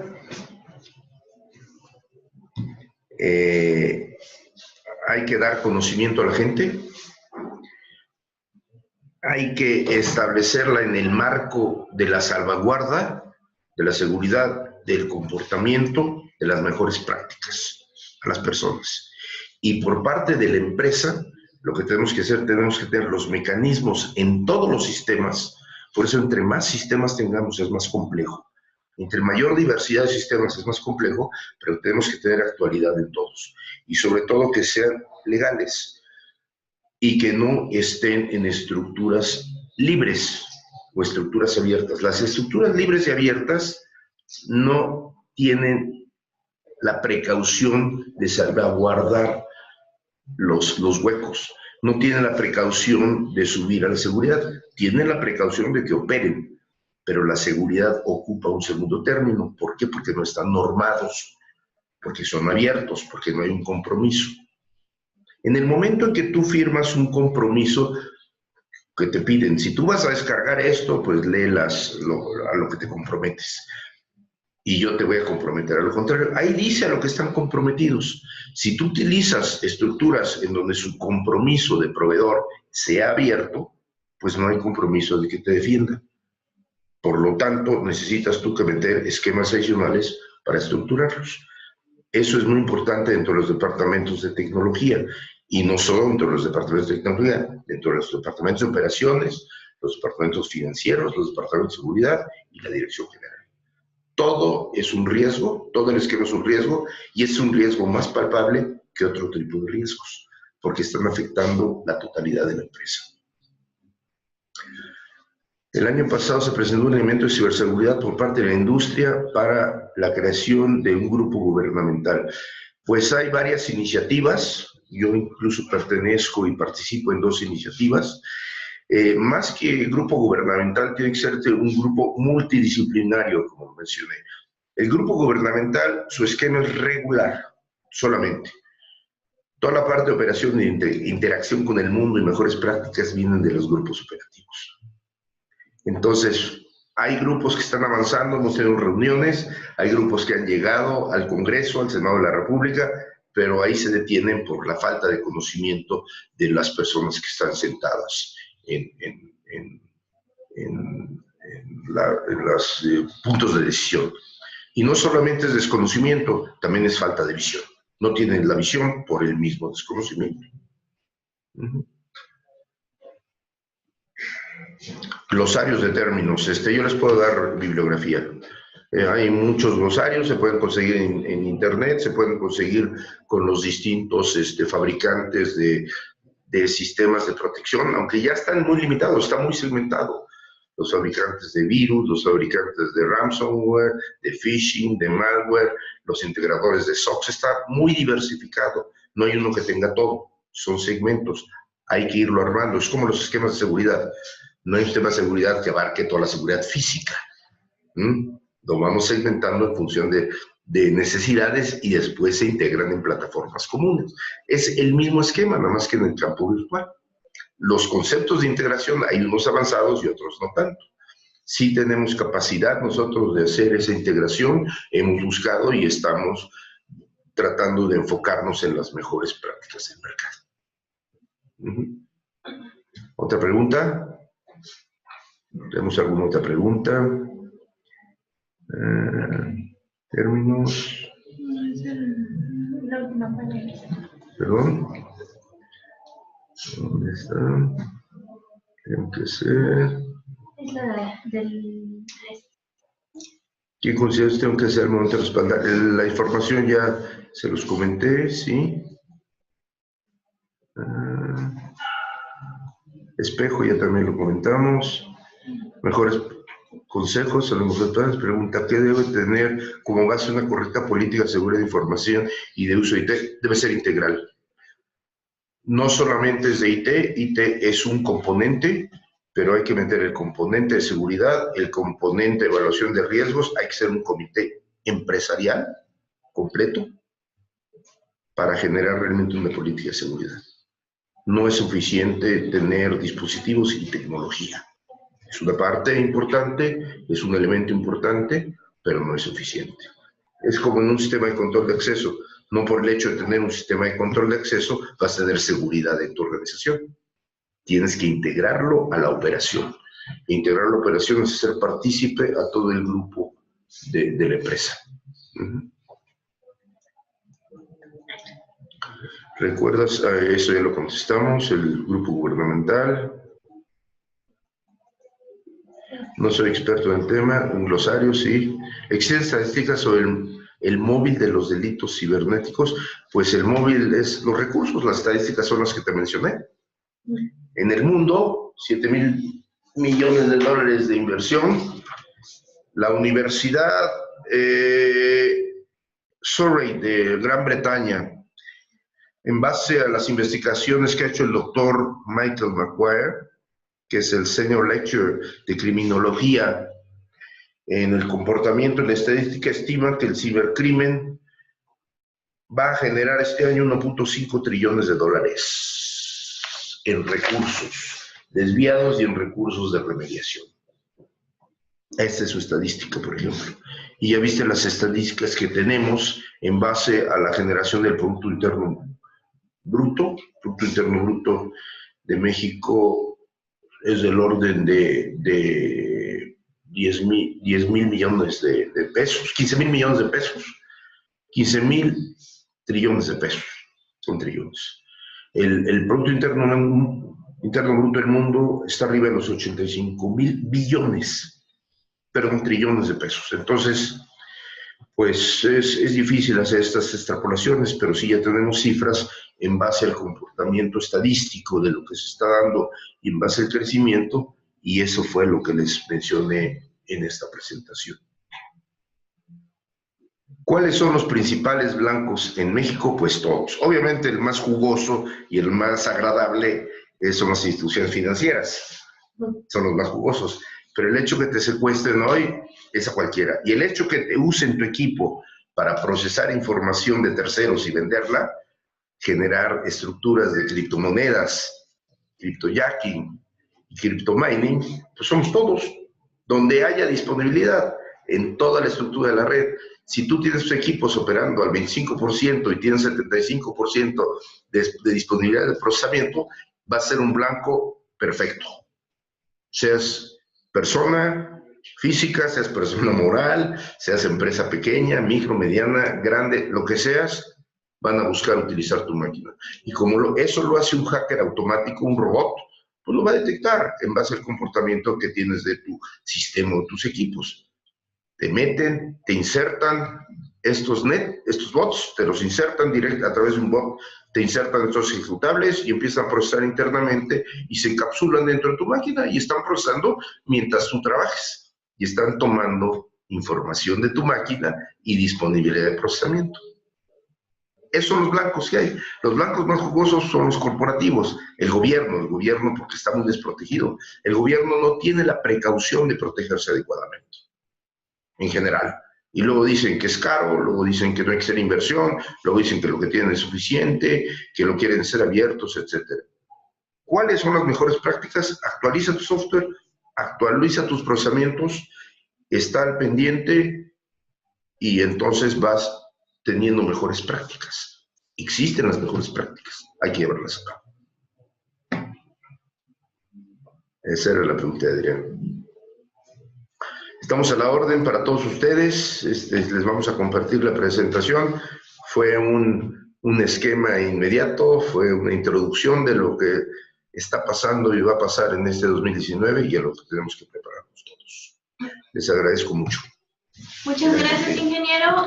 Pues damos por finalizado este webinar. Recuerden que les vamos a compartir su constancia en la página de ASIS, en su carpeta de su portal, y pues también les vamos a mandar la evaluación en conjunto con el material que acaba de presentar el ingeniero. Y si tienen alguna duda, pues ahí podemos compartirles los comentarios al ingeniero para que podamos seguir retroalimentando este tema. Y no se les olvide meterse al grupo ¿cómo se llama? Al comité de Information Technology Security. Los invito a todos. Les agradezco. Y estamos a sus órdenes. Gracias y excelente fin de semana. Excelente fin de semana a todos. Hasta luego.